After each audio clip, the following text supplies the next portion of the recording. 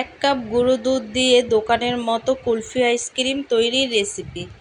আর আজকে আমি এক কাপ গুঁড়ো দুধ দিয়ে তোমাদেরকে এই সুস্বাদু কুলফি আইসক্রিমটা তৈরি করে দেখাবো। আর প্রচণ্ড গরমে কে না এই ঠান্ডা ঠান্ডা আইসক্রিমটা খেতে ভালোবাসে।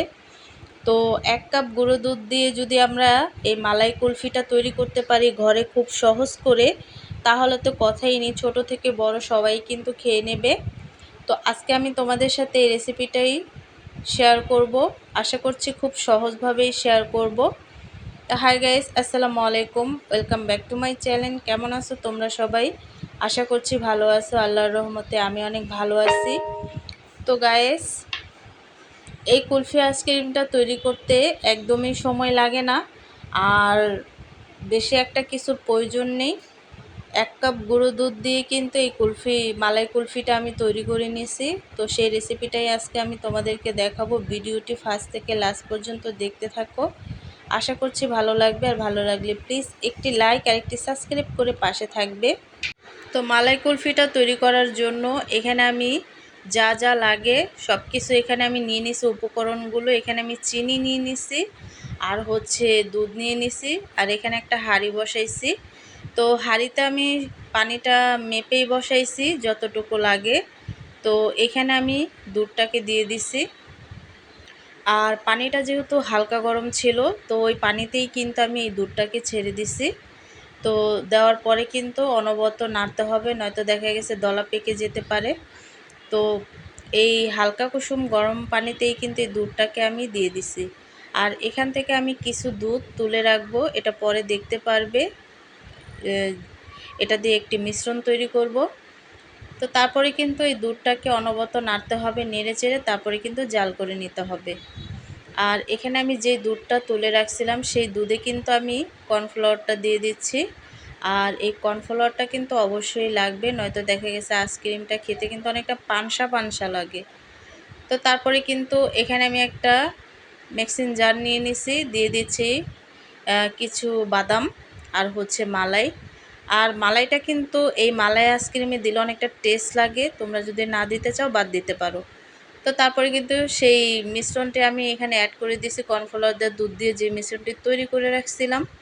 তো সবগুলো উপকরণ দিয়ে তারপরে কিন্তু আমি ব্লেন্ড করে নেব।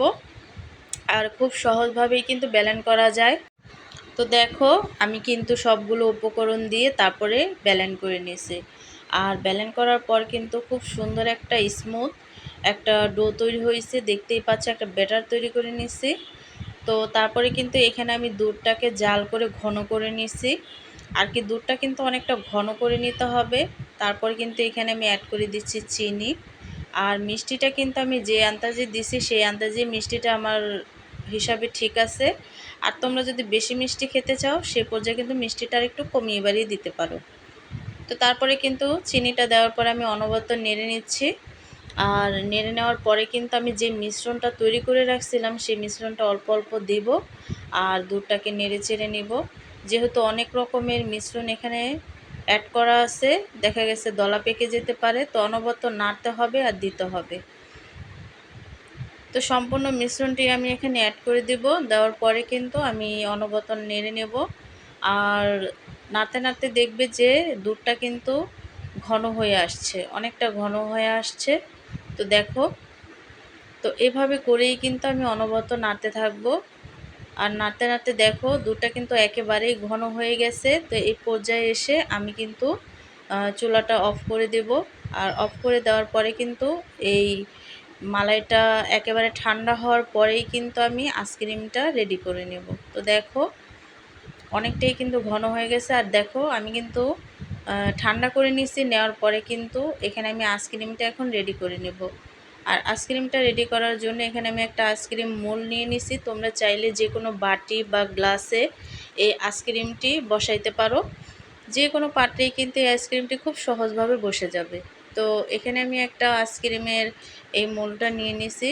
আর এই মোল্ডটা কিন্তু সব জায়গায় কিনতে পাওয়া যায়। তো তারপরে কিন্তু আমি অনেকটা ঝাঁকিয়ে নেব, দেখা গেছে ভিতরে কোনো বাবলস বা কোনো ফাঁকা গ্যাপ থেকে গেলে সেটা কিন্তু এই ঠিক হয়ে যাবে।